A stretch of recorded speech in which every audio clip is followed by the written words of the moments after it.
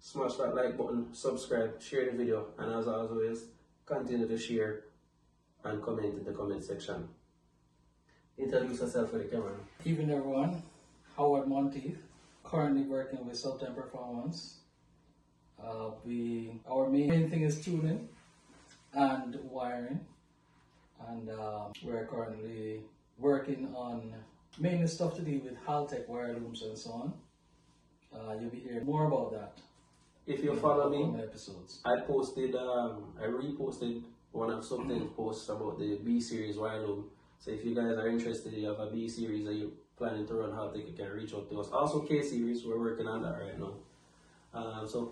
Alright, give them a little backstory. How you got into racing motorsports on a whole? I've been in motorsports over 25 years now, and my background before that in terms of education was software programming and electronics. And so late 1990s I was introduced to the sport, in particular the sport of drag racing. And at the time we were working with SR20s mainly. The Pulsar, right? The Nissan Pulsar, GTIRs and so on. But you used to do circuit racing for a little bit before that, right? You used to go to Dover, because I remember.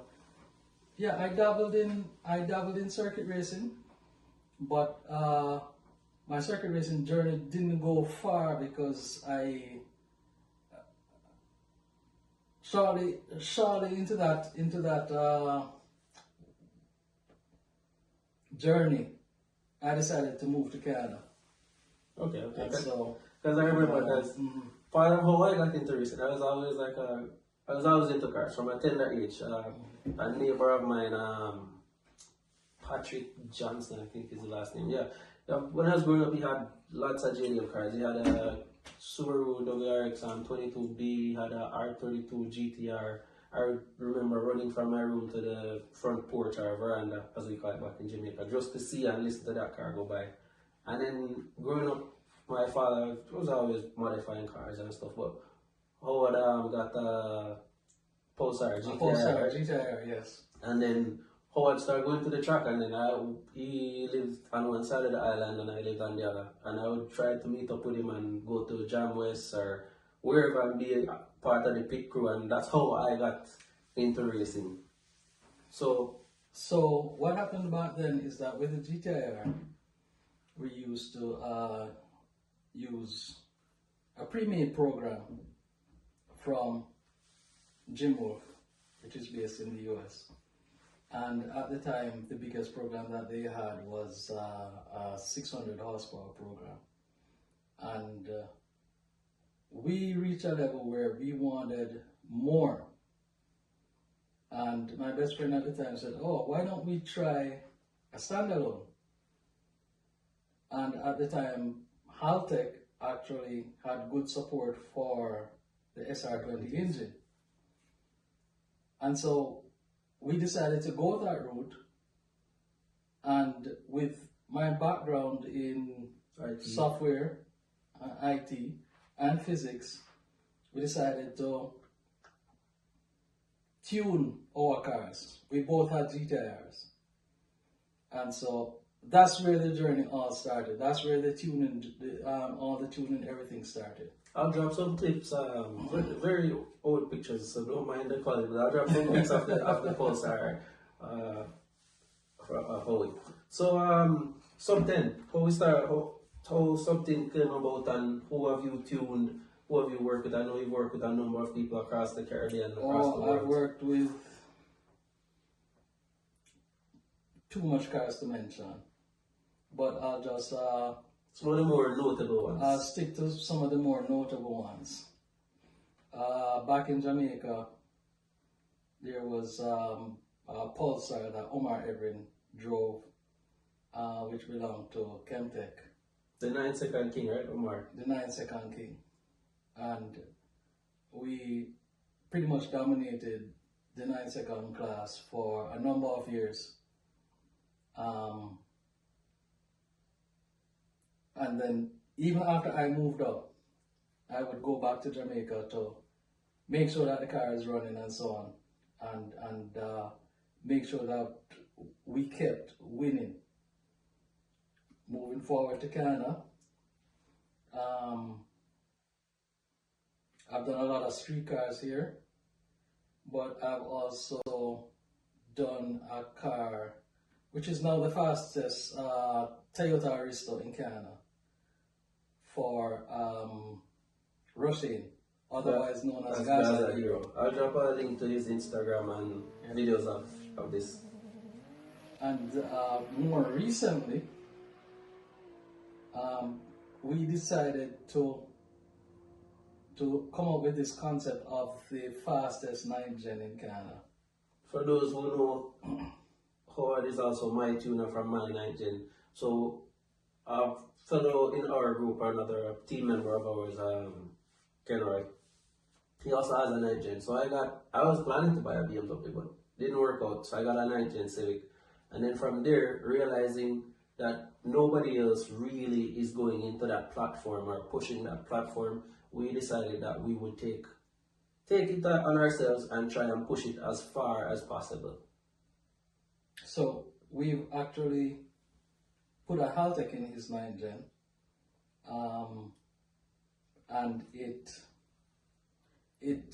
literally coexists with the factory ECU, because the 9th gen, if you take the ECU out of it, you lose too much functionality. So his car is still a street car. It now runs 10s consistently. We'll post some videos to show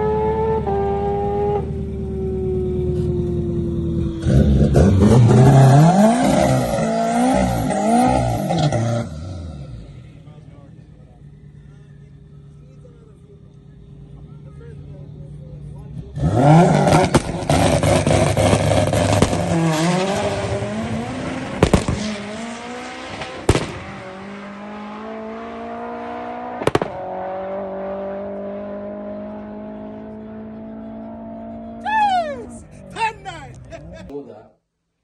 And we just came up with this concept because we wanted to push a certain vibe into racing in Canada. Because when I compare it to racing in Jamaica is full of vibes. Yeah, the vibe is there is way different from the vibe here in Canada. You know, here in Canada, I've realized, even with my car roughly makes probably 480 to 500 horsepower. And going to the track, nobody wants to race because everybody is scared that they're going to lose. It's not always about winning or losing. It's about enjoying your car, enjoying the moment, because you can't do the speeds that we do on the track, on road, and endanger people. We don't condone street racing. Our cars are strictly for the track. You can have a daily driver that's slightly modified, yes, but we do our thing on the track.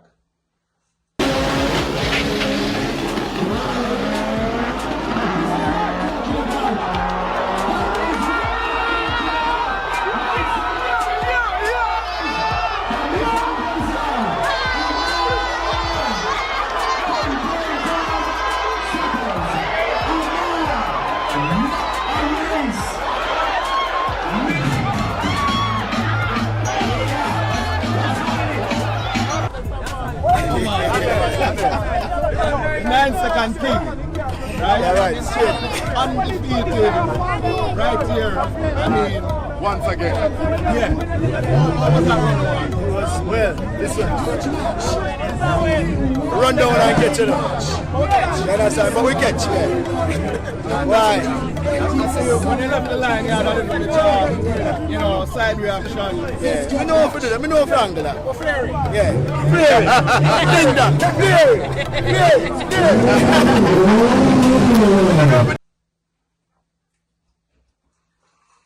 So we have decided as a group and speaking to other people who are interested, who want to bring the vibes in Canada, bring a similar Caribbean vibe to the racing scene over here, that we were going to do a shootout with cars, not guns.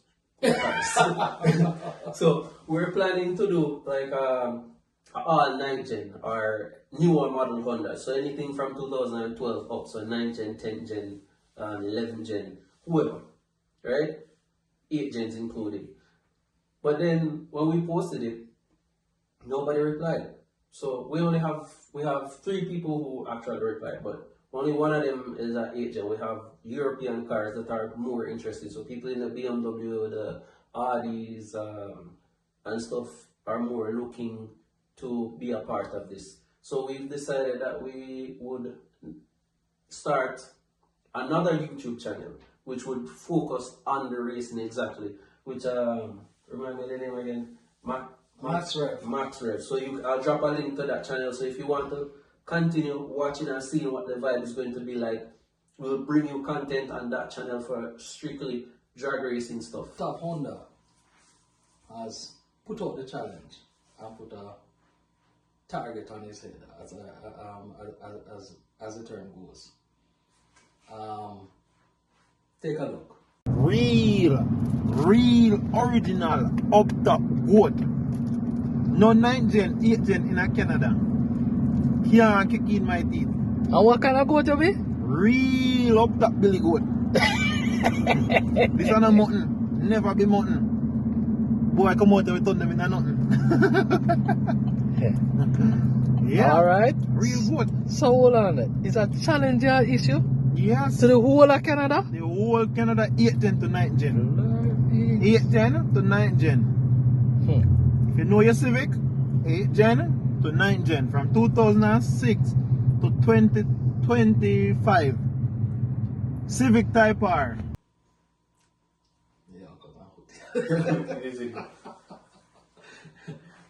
Yeah.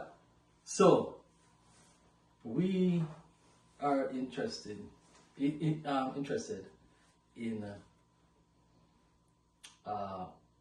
finding people who can actually give him a challenge and actually beat him. Yeah, 9 gen, 8 gen, 10 gen. I'm also taking it up I'm also taking up the challenge. So bear in mind, you will have to contend with my car for all those who are scared of it. Because white Civic known as Ghost with 500 horsepower.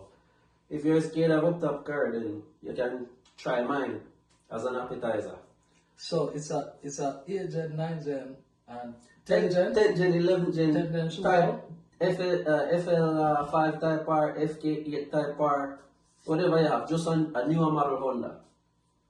If you want, you can throw RSX in there, front wheel drive, whatever. Well, I want to put an RXX in there because the older cars are, the formula is out there for them. So and they're so much easier to modify. Yeah. Those cars, once you start putting EKs and EC2s, we're talking about single digits. And these are, so we can this keep is a street car. We can keep it EP3, 8 gen, 9 gen, 10 gen, 11 gen, and even if you have a Type R, FK8, FL5, and you want to come. Yeah. And also, just to put it out there, the shootout will be structured, so there will be a fee to enter. But however, we won't say what the fee is as yet. We're going to wait and see who is interested. But the way it will be structured is that every race that you enter, you're going to pay the fee. If you lose the fee. But if you win, you're going to get something on top of the fee that you paid to enter. Right? That's what the structure is. Every round you go, you Yeah. win some money. Every round you're going to win some money. So it's not like Every round you win some money. Yeah. It's not like a lose-lose, because I know there are other racing scenes out there where you go in and you pay and you lose and everybody go home sad. right? So you go, you do your best, you win something. Even if you don't win everything, you'll still go back with something in your pocket, right? So that is what we're aiming to do.